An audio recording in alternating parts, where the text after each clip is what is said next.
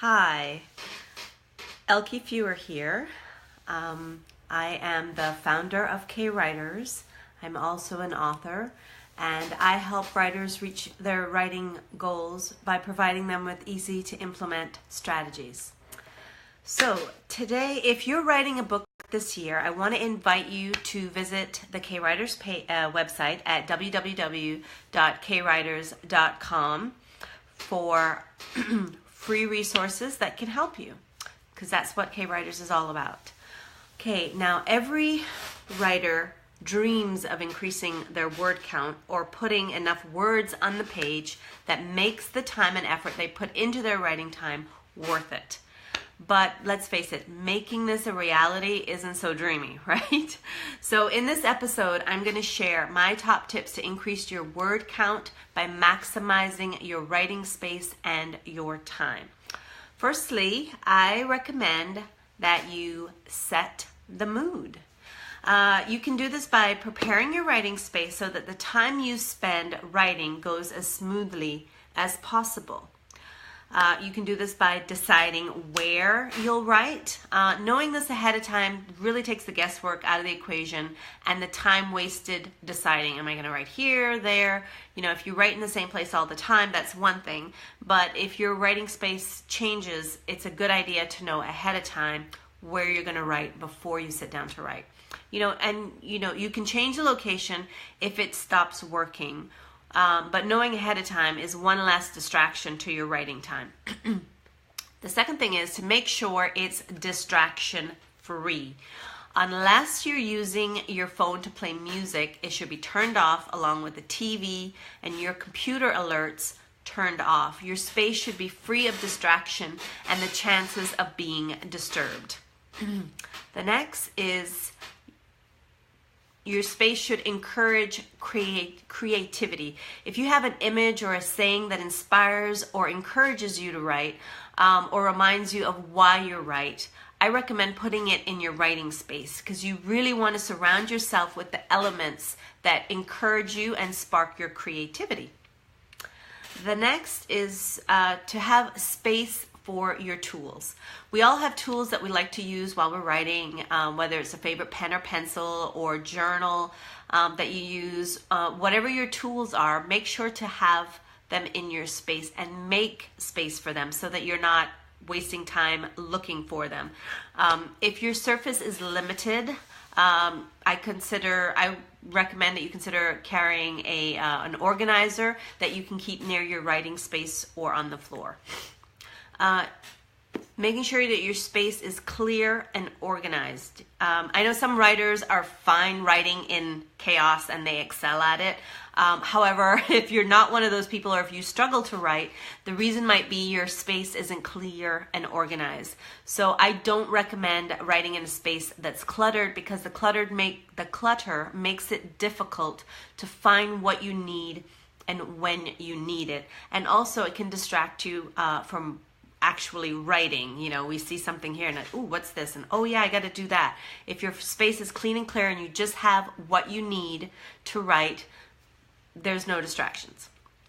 Good lighting. Your computer provides a lot of light, but nothing beats natural light. Streaming through your window or a well-lit room so you don't have to squint when you're trying to write, or constantly playing with the lights to get the right lighting for the space that you're writing in. Family-free zone. Now, keeping your family out while you're writing really is a must. That is, unless you have babies or toddlers who need your attention. Now, I know a lot of writers who are forced to write within that environment because they are single parents or because they're stay-at-home moms. But if you're not in that situation, don't be afraid to kick your family out of your writing space, whether that is by locking your door or that is by putting a do not disturb sign. Now, they won't like it at first, but you know what? The truth is they'll get over it and they'll learn to respect your writing time if you're consistent. One tip, if you're struggling with distractions, I recommend writing out all the distractions, past, present, and identifying ways that you can avoid or circumvent them so that they don't hijack your writing time when you're actually sitting down to write. Because, if you know your distractions ahead of time, then you can prepare your space accordingly. Okay. Every writer's space is different. I like writing at my desk, but occasionally I like to change the space. Some writers can write anywhere with massive chaos around them, while other writers require their desk to be clear, their surroundings quiet, and the perfect drink, and the moon is in the right phase. But the truth is, it's all about finding the space that works for you and creating the space that you're most creative in and that gets you the most writing time. And don't be afraid to keep trying and playing until you get it right and find your sweet spot. Okay. Now that you've prepared the space, it's time to actually sit down and write. Your writing time is precious, as I'm sure you know, so don't let it go to waste. My 2 top ways to maximize your writing time is to prepare yourself and prepare to write. And within that, I'm going to share with you how you can prepare your space how you can prepare yourself and how to prepare to write. Okay, first of all, to prepare yourself, take a deep breath, clear your mind of all the jumble of thoughts creatives tend to have, which we do. And if you are struggling with stress of the day and it's making it difficult for you to concentrate, I would recommend that you perhaps meditate before you start writing so that you clear your mind. The other thing is to think about your story before you sit down to write. You can start as far ahead as 30 minutes. This is something that I like to do. It's just a way of inviting your characters into your writing session and letting them know that you're open to conversation, rather than waiting until you're actually sitting down to write and then you're taking time to think about all these things and then, what you're what you're going to do with your story. So if you do that ahead of time, it really saves time so that you're not doing it when you sit down to write. The other thing is to let go of perfection. Oh my goodness. I think we all struggle with this. Your writing time is about putting words on the page and developing your characters and setting. It's not about, the best way to phrase a sentence, or if word you choose is the best one for that sentence. Those I want it to be perfect thoughts will really hinder your writing time, and you'll find yourself editing and nitpicking instead of actually writing. So just let go of that perfection. Be open to writing in 15 to 30 minute spurts. This one step impacted my writing life tremendously. I used to believe that I had to have, at least 2 hours, 4 would be great, to actually sit down and write. And what I found is, after I created a habit of writing in 15 to 30 minute spurts, I was able to accomplish so much more. And also putting in things like what I talked about, letting go of perfection and thinking about what I was going to write before I actually sat down to write. It is possible to write in 15 and 30 minute spurts. So, it's really a myth that you need to have hours to write. So don't let that prevent you from using the short periods of time in your day to work on your story. Okay, next. Prepare to write. If you thrive on looming deadlines, a timer can motivate you and help you focus. I know that there's a lot of writers who do that. They set a timer and it's that tension and that looming deadline and that, waiting for the timer to go off, and that putting that pressure on really helps them to write. And if that works for you, try it. It doesn't hurt to try different things.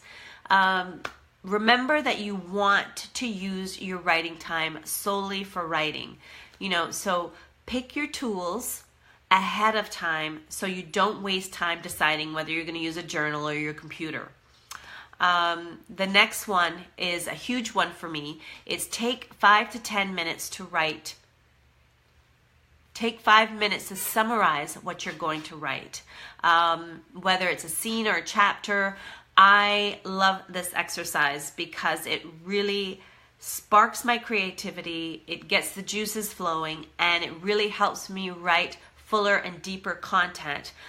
Because a lot of times when you first sit down to write, you're actually writing the summary. So the amount of words that you're writing isn't as much. I find that when I summarize what I'm going to write, it allows me to focus more on other content within the scene, the characters, because I know that I have a summary of what I'm going to write, and there's not that panic that, oh, I have to write this down before I forget, or having to go back, and then by then you're starting to edit, and that stops you from working. This exercise really helped me increase my writing word count, so that I was writing as much as 2,000 to 5,000 words within a writing session because I'd summarized ahead of time.